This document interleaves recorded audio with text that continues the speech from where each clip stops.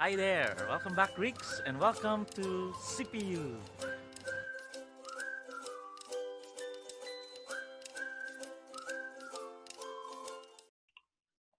Welcome back Greeks, we are now on the second part of our lesson regarding the participles. So are you ready? So earlier we have studied the present participles and today we will continue with the future participles. That's part 2 of our lesson. So let's take a look at our lesson objectives for today. First, you'll be able to memorize the conjugation of the future active, middle, and passive participles. And of course, you'll be able to identify the characteristics and functions of participles. So let's proceed to our lesson. The forms of the future active and middle participles are identical with those of the present active and middle, as we have learned earlier, except in the future it inserts a sigma after the verb stem. So it's similar endings, but we have the sigma after the verb stem. The future passive participle is also like the present passive participle, but it inserts the face after the verb stem. So that is the difference between the two. So let's proceed to the future active participle of law singular. So as you can see, they have the same endings in the present, and we add the sigma after the stem. So in the masculine singular, we have the nominative luson, GA lusontos, DLI lusonti, accusative lusonta, the feminine lusosa, GA lusoses, DLI lusose, and accusative lusosan, the neuter luson, GA lusontos, DLI lusonti, and accusative luson. Very good. For the plural, nominative masculine lusontes, GA lusonton, DLI lusosi, and accusative lusontas. Feminine nominative lusosi, GA lusoson, DLI lusosites, and accusative lusosas. Neuter nominative lusonta, GA lusonton, DLI lusosi, and accusative lusonta. Let's proceed the future middle participle of luo. Future middle participle still will have the same endings, but we add the sigma after the stem. The future middle participle singular masculine nominative is lesominous. And the genitive ablative lesomino. DLI lesomino with the auto subscript. Accusative lesominon. And the feminine nominative lesomine. GA lesomines. DLI lesomine. Accusative lesomine. And then the neuter nominative lesominon. GA lesomino. DLI lesomino with the auto subscript. And accusative lesominon. So that's the singular forms. Let's proceed to the plural forms of the future middle participle of luo. The masculine nominative lesominoi. GA lesominon. DLI lesominois. Accusative lesominos. The feminine nominative lesominai. GA lesominon. DLI lesominize. Accusative lesominas. The neuter nominative is lesomina. GA lesominon. DLI lesominois. And accusative lesomina. Very good. So that is the future middle participle of luo. Finally, let's proceed to the future passive. As we have learned earlier, it is the same with the present passive, but we add the theta, eta, and sigma after the stem. So let's conjugate the future passive participle of luo. Singular forms. Masculine nominative is lesominous. Genitive ablative, it is luteosominous. Genitive ablative, luteosomino. DLI, Luthesomino with the iota subscript. Accusative, Luthesominon. The feminine nominative, Luthesomine.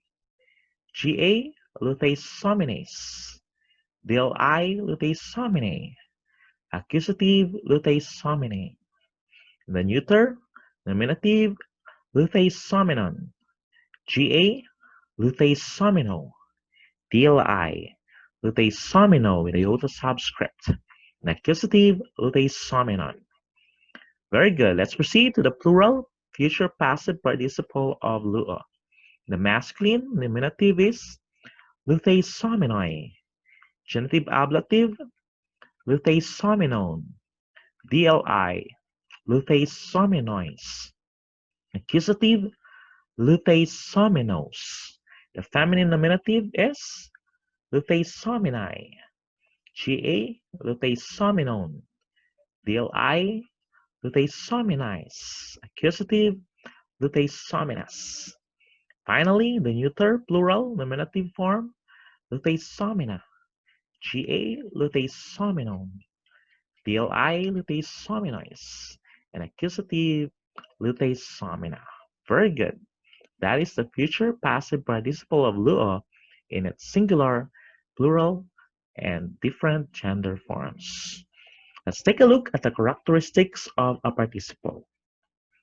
A participle is a verbal adjective since it has the characteristics of verbs and adjectives. This combination caused the participle to become highly inflected with many forms. The participle is built on a verb stem and has adjectival endings like an adjective. As a verbal adjective, the participle has these qualities. As a verbal quality, it has tense and voice. That means it could be in the past, present, and future. And of course, the voice could be active, middle, or passive, but not mood or present. Secondly, it may take a direct object. It could also be an adverbial modifier, or it may be modified by an adverb. That is vice versa. How about the adjectival qualities? Of course, it has case, gender, and number. That's why we have the nominative, GA, DLI, and accusative forms of participles. It could be also declined in three genders, the masculine, the feminine, and neuter, and it also could be conjugated in its singular and plural forms. It could also be a substantive, which is similar to a noun. And finally, it may be an adjective modifier. So let's proceed to the function of the participles. The first function of participles is the verbal function. Only four Greek tenses have participles. That's the present, the aorist, the future, and the perfect. The matter of voice is the same in the participles as any other verbal form. Tense in participles has to do with kind of action, the same manner as verbs. And of course, the time of action in participles is different from a verb in that it is determined by the time of the main verb. So the following summary indicates that relationship. So the first one is the aorist and perfect participles indicate action antecedent to action of the main verb. So we will learn examples later. Second, the participles indicates action simultaneous with action of the main verb. So let's take a look at the example. Let's read. Ho agapein ton adelphon auto ento photi mene. So it means, of course, ho is definite article, the masculine, which is the, but if there's no noun there, it means the one or the man. Agapon, that is our participle, which means loving. Ton adelphon, of course, accusative of the brother, adelphos. Alto, third personal pronoun, and that's the preposition. And to photi in the dative form of light. And mene, third person singular of the word menu, which means remain or abides. So let's translate all together. The one loving his brother abides in the light. So the action is loving, and the verb is abides.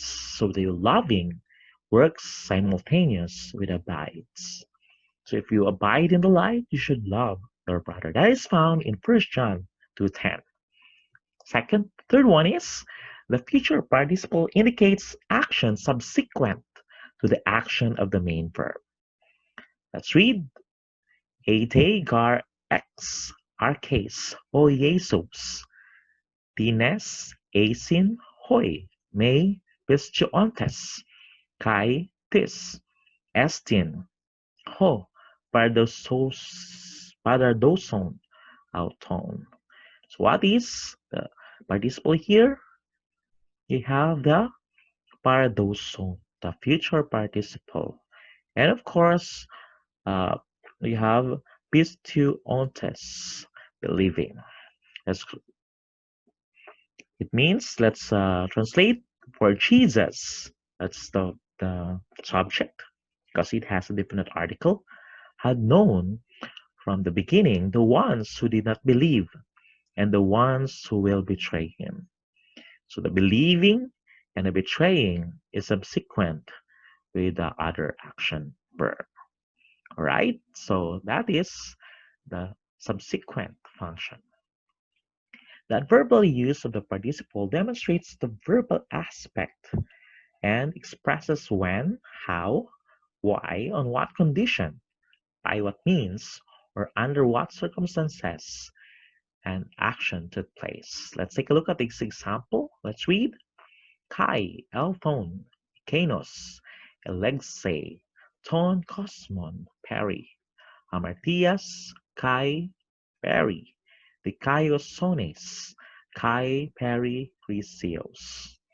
So let's translate all together. It means, and when he comes, the one will convict the world about sin and righteousness and judgment.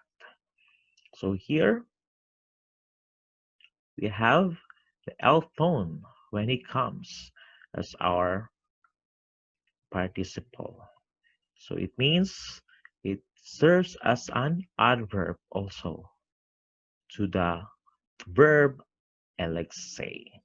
Okay, so let's proceed to the next, which is the participle.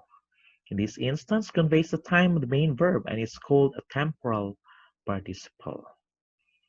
So when he comes, this is the one, the more prominent adverbial uses in the New Testament, but many others appear. Second is the adjectival function. When used as an adjective, the participles agrees with the noun it modifies in gender, number, and case. A participle may function in three major ways. An adjective does. Firstly, attributively, also predicatively, and substantively. Let's go over this one by one. The first function is the attributive use. In this manner, the participle may be used as a modifier. When used in this construction, the participle is always in the attributive position. Example, let's read. Ho didaskon apostolos, or ho apostolos ho didaskon. Altogether, it could meant the apostle who is teaching. So the noun modifier, the noun here is the apostle, and the modifier is the didaskon. So the apostle who is teaching. So that is the attributive use of the participle. Also, in translating participles, position is crucial. When the participle is in attributive position immediately after the article, translate it to a relative clause. Example, blepo ton apostolon ton legonta tauta. It means, I see the apostle who is saying these things. So this example tells us which apostle is seen. So the apostle ton apostolon is, it refers to which apostle. No, we have Ligonta, that's our participle, and tauta, that's also uh, a relative clause. When the participle is in a predicate position or without the article, translate it in an adverbial sense. Example, we have blepo, ton apostolon, ligonta tauta. We can see here the participle ligonta has no article. Therefore, we translate it, I see the apostle while he is saying these things. The second example tells when the apostle is seen. Remember, there's a definite article. The emphasis is which, and there is none. If it is in the predicate position, its emphasis is when. All right, let's proceed to the second use, which is the substantive use. As an adjective, the participle may function as a nominal substantive, just as hog agathos, which means the good man, huloon means the losing man, or in English, the man who loses. Example, hulegon idon tein matein. It means the one who was speaking saw the disciple. So that is the substantive use, wherein we have the legon, which is the participle. It means the one who was speaking. So in this case, the participle is the subject of the sentence. Is the doer. No? Next example, blepotein legosan tauta. It means I see the woman saying these things. Here, the participle is the direct object. So we have the legosan, the direct object. So these things, saying these things. Okay, so that's substantive use of the participles. And finally, the predicative use. Just as an adjective may stand with a linking verb, an adjectival participle may have a similar function. This kind of participle completes the meaning of the statement. The sentence below illustrates the predicative use of the participle in a periphrastic construction. What is it? Periphrastic construction is the use of a finite verb with the participle in a compound tense form. Often this finite verb will be Amy. What is Amy? It is the verb to be. So we have the linking verb and adjectival participle having the same function. Okay, so example, let's read the sentence. Kai ein ekbalon daimonion. So we have here the ein as our verb to be. So the meaning is, and he was casting out a demon. That is found in Luke 11:14. Okay, there you have it. That's our lesson for today regarding the present and future participles. I hope you learned a lot in our lesson today, and don't forget to answer your assignment in our Canvas account. Kalimera Greeks, God bless, and see you in the next lesson.